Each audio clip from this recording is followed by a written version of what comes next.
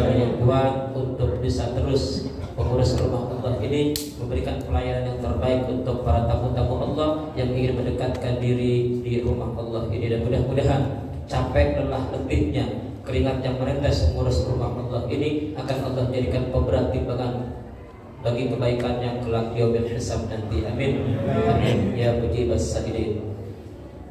Para alim ulama, para asatidzah wal asatidzah, para tokoh masyarakat, bapak-bapak, ibu-ibu, saudara hadirin wal hadirat, jamaah salat tarawih, jamaah salat isya dan salat sunnah tarawih yang dirahmati dimuliakan Allah Subhanahu wa taala.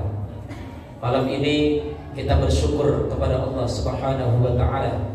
Tahapan pertama dari 10 Ramadan menuju tahapan kedua di 10 yang kedua dengan tahapan pertama rahmah. Kemudian malam ini tahapan terakhir maghfirah menuju tahapan ketiga itqun minan nar. Malam ini adalah malam ke-21. Rasulullah memberikan ultimatum, memberikan peringatan buat kita semua agar kita lebih waspada, agar kita lebih prihatin, lebih khawatir kehilangan malam-malam ganjil dari 10 akhir bulan Ramadan. Siti Aisyah memberikan peringatan kepada kita, menceritakan bagaimana baginda Nabi di 10 akhir malam dari Ramadan, beliau bangunkan istrinya, beliau bangunkan keluarganya, beliau kencangkan pinggangnya. Artinya apa Bapak Ibu? Beliau lebih banyak beribadah, menghabiskan malam dengan berzikrullah. Kenapa? Bapak Ibu yang dimuliakan Allah Subhanahu wa taala, ketika Ramadan kita jaga dari malam pertama menuju tahapan yang kedua di malam ke-20, kalau mereka yang sudah mendapatkan rahmat dari Allah, kasih sayang dari Allah, maka ampunan Allah layak untuk dia terima. Ketika Allah Subhanahu wa taala sudah memandang kepada seorang hamba dengan rasa sayang, maka Allah kasih tahu kepada malaikat Jibril bahwa Allah sudah sayang kepada fulan. Kemudian malaikat Jibril sebagai jenderalnya para malaikat memberikan informasi kepada seluruh malaikat di bawahan malaikat Jibril ini bahwa Allah sudah sayang kepada si fulan. Dan seluruh para malaikat ini menginformasikan kepada seluruh makhluk yang ada di atas muka bumi ini bahwa Allah sudah sayang kepada si fulan atau fulana. Faktanya Bapak Ibu, di mana ada orang salih selalu diterima dengan tangan terbuka, selalu dikelilingi dengan orang-orang baik, tanda dia sudah disayang oleh Allah. Tanda berikutnya, ketika dia menutup mata akhirnya menghadapi sakratul mautnya dengan senyum wajah yang berbinar penuh dengan keceriaan.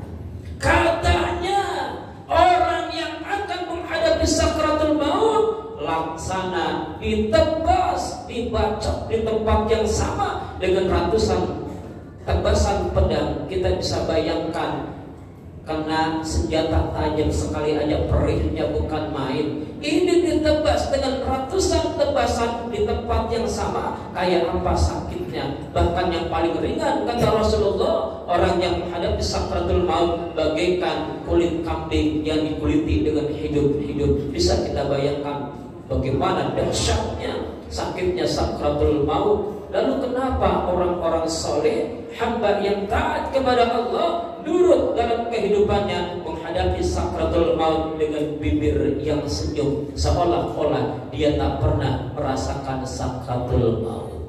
Maka Ramadan Allah datangin buat umat yang dipuji oleh Allah. Kuntum khaira ummah ukhrijat lin-nasi ta'muruna bil ma'ruf wa tanhauna 'anil munkar. Kalian adalah umat terbaik yang pernah Allah hadirkan di alam dunia ini dari segolongan umat manusia. Ta'muruna bil ma'ruf wa tanhauna 'anil munkar. Dia menyuruh perbuatan-perbuatan baik, dan ketika ada kemungkaran dengan batas kemampuannya dia mencegah. Allah tahu umat Muhammad ini letoy, loyo, umurnya pendek-pendek, ibadahnya sedikit, namun pengennya masuk surga. Doanya jelas banget, Allahumma inna nas'aluka ridhaka wal jannah. Rabbana dunya hasanah wa fil akhirati hasanah wa qina adzabannar. Ibadahnya malas, ngaji baca Al-Qur'annya gelajis, malas, sedekahnya pelit bukan main, pengennya masuk surga. Ayo kita hitung-hitungan. Andai ada yang sudah umur 50 tahun, ada di sini Bapak Ibu? Banyak ya, sama. Saya 46, tinggal 4 tahun lagi masuk 50. Kita hitung-hitungan deh. 50 tahun, anggap 10 tahun masa bonus. Dari 0 sampai 10 tahun belum masa balik, masih free, masih diskon, belum ada dosa. Sisa 40 tahun, kita hitung-hitungan. Ayo jujur. Dari umur 40 tahun kira-kira yang kita pakai buat tidur sama buat ibadah banyak mana? Ayo jujur jangan bohong. Banyakan tidur apa ibadah? Baca Quran baru a'udzubillahi minasyaitonir rajim. Angkotnya udah 10 kali. Betul. Khatib naik mimbar. Tidur yang paling enak kapan Bapak Ibu? Kapan ayo? Habis subuh. Kapan? Khutbah. Saya ngisi khutbah keras. Ayo Bapak saudara hadirin, bertakwa kepada Allah. Di pojokan masih pada ngiler. Masya Allah. Bagaimana kalau khutbahnya aduh, ayo Bapak saudara hadirin, bertakwa kepada Allah, makin pula semuanya. Kenapa? Karena saat yang paling nikmat buat tidur ketika khatib menyampaikan khutbahnya. Kenapa orang masuk masjid gampang tidur? Kenapa khatib menyampaikan khutbah gampang tidur? Kenapa orang masuk majelis taklim gampang tidur? Jaminan Allah, alladzina amanu wa tatma'innu qulubuhum bi dzikrillah, ala bi dzikrillah tatma'innul qulub. Orang-orang beriman tuh hatinya tenang ketika dia berzikir mengingat Allah. Ala bi dzikrillah tatma'innul qulub, karena dengan berzikir kepada Allah, mengingat Allah, hati bakal tenang. Jangan kita zikir, jangan kita ibadah dalam masjid, duduk aja di masjid ngantuk gampang tidur. Betul? Bapak Ibu capek pulang kerja, tidur di rumah belum tentu bisa tidur. Tapi kalau udah masuk ke masjid, jangan di masjid, di teras aja kita gampang tidur. Kenapa gampang tidur di masjid, musola, majelis taklim? Karena di sini tempat yang nyaman, tempat yang tenang, makanya gampang tidur. Anggap 50-50. Bapak Ibu, anggap dah malu kalau kita bilang kebanyakan ibadah sama tidur.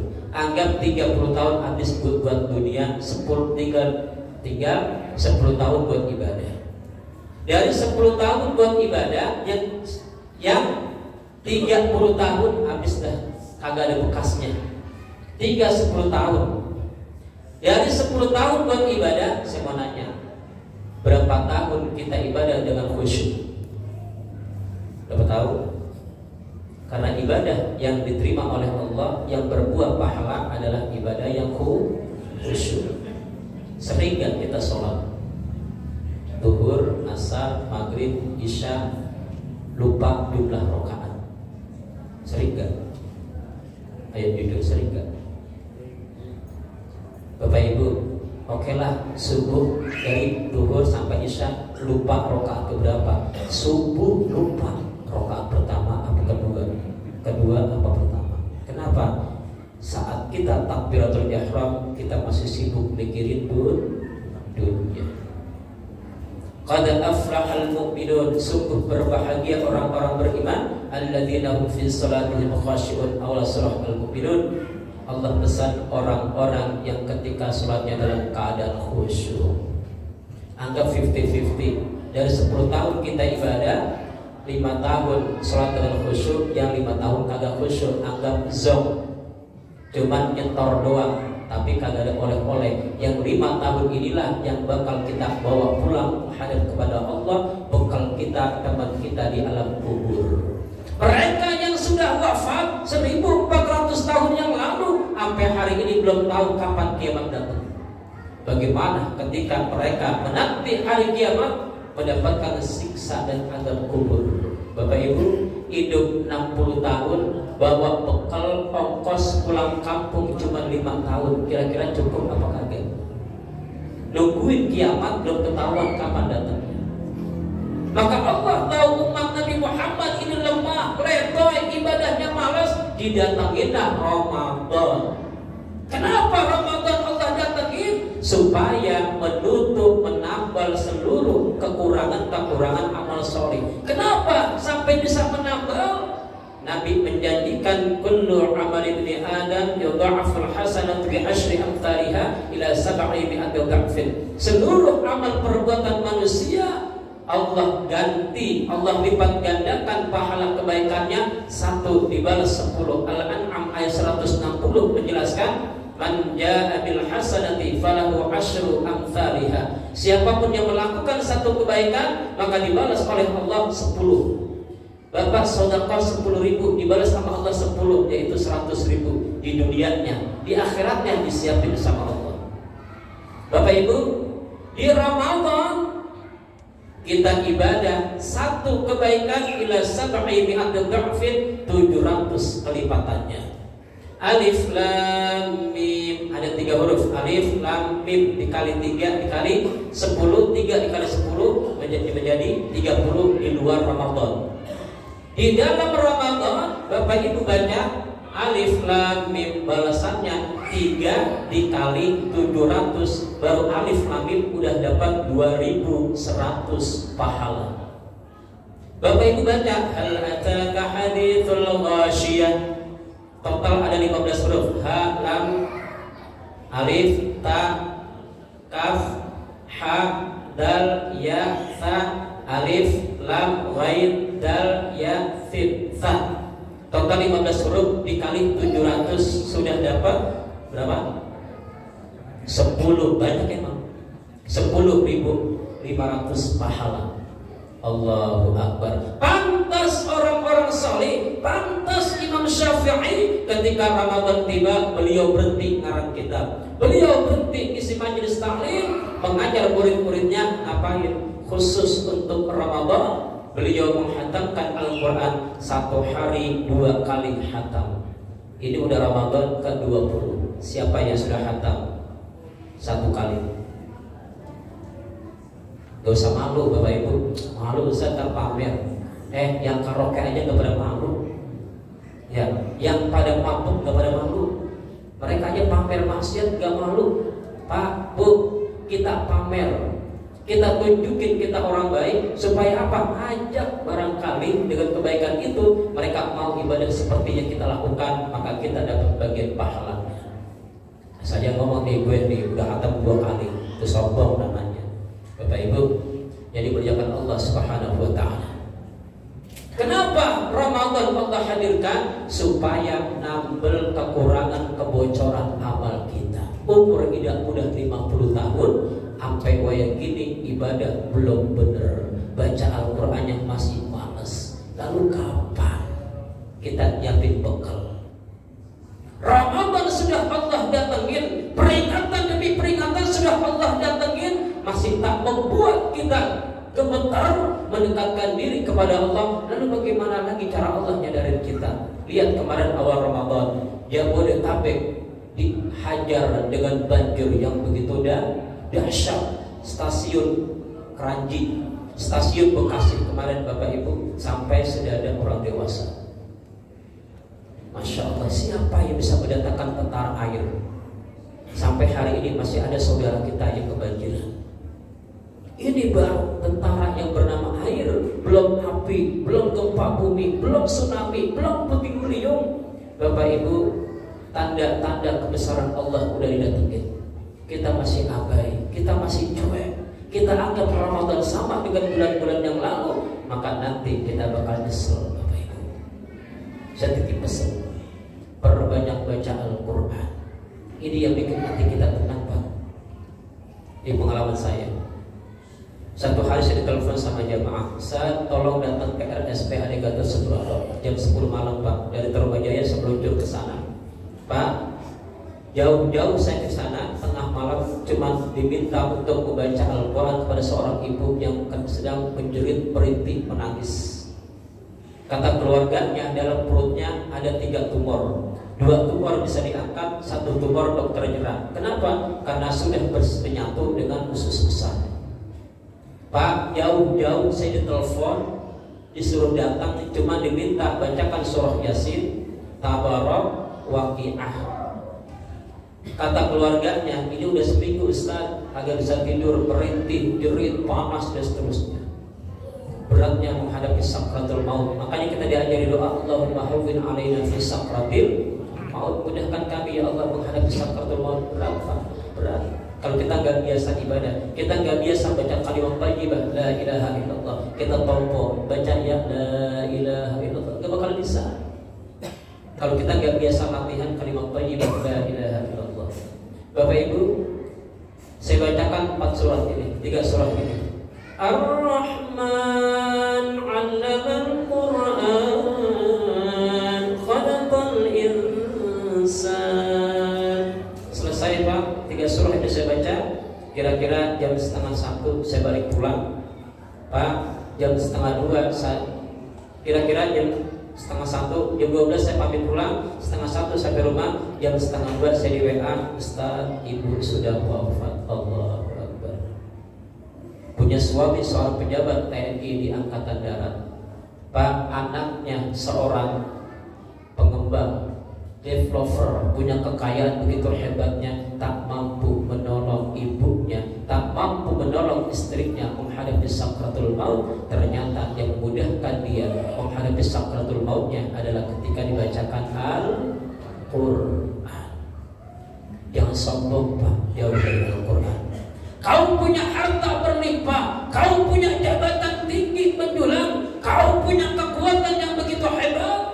Saat kau menghadapi sakratul maut, yang dicari bukan keluarga Pak. Yang dicari adalah mushaf Al-Quran ada di samping jenazah kita nanti. Bukan PPKB motor mobil, bukan sertifikat, bukan akta jual beli tanah, bukan surat bank, bukan ATM, bukan duit. Ternyata yang ditaruh di samping jenazah kita adalah Al-Quran. Apakah semua mau baca Al-Quran buat kita? Belum tentu. Orang lain wajar nggak mau baca Al-Quran buat kita. Lalu bagaimana keluarga kita nggak mau baca Al-Quran buat kita? Kenapa? Karena mereka nggak ngerti bagaimana cara baca Al-Quran. Akibat kita lalai mengajarkan Al-Quran buat dia. Ayo Bapak Ibu, berkali-kali Pak saya diundang untuk meruqyah seseorang yang sedang depresi, sedang frustasi, sedang menghadapi beban yang luar biasa. Ternyata dengan dahsyatnya lantunan Al-Quran, Allah kembalikan ketenangannya. Karena Allah yang janjikan ala bizikrillah tatma'innul qulub, dengan berzikir kepada Allah hati tenang. Wa idza quri'al Qur'anu fastami'u lahu wa ansitu la'allakum turhamun. Kalau ada orang lagi baca Al-Quran disuruh dengerin kata Allah. Fastami'u, dengerin, wa ansitu, diam, la'allakum turhamun, mudah-mudahan rahmat Allah turun. Berkali-kali Pak saya diundang untuk meruqyah, ternyata subhanallah atas izin Allah dahsyatnya Al-Quran mampu membolak-balikan hati yang depresi menjadi tenang. Silakan buktikan sendiri Bapak Ibu Saudara hadirin. Maka hari ini kita sedang ditantang, kita sedang diuji. Indonesia sedang tidak baik-baik Pak, sampai keluar tagar kemana Pak? Keluar dari Indonesia. Pak, kenapa? Banyak rakyat yang sudah nggak percaya dengan pemimpin. Pak, yang membuat kita nggak tenang adalah diri kita sendiri Pak.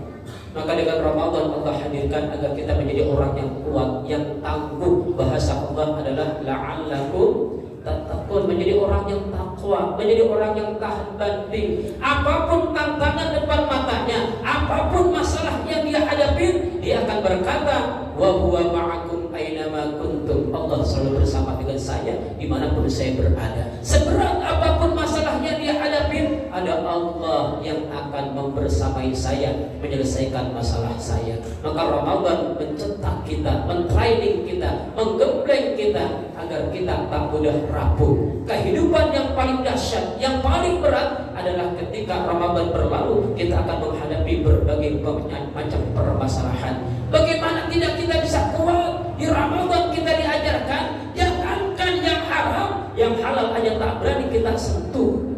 Siang Ramadan ketika dahaga mencekik, lapar luar biasa, melihat makanan gak berani kita sentuh. Kenapa? Lagi puasa. Maka ketika selesai Ramadan, dia akan menjadi orang yang bertanggung jawab, disiplin, menjadi orang yang jujur. Pak, hanya Ramadan yang mengantarkan kita bisa silaturahim seperti ini. Coba di luar Ramadan, belum tentu isya sebanyak ini Pak, belum tentu.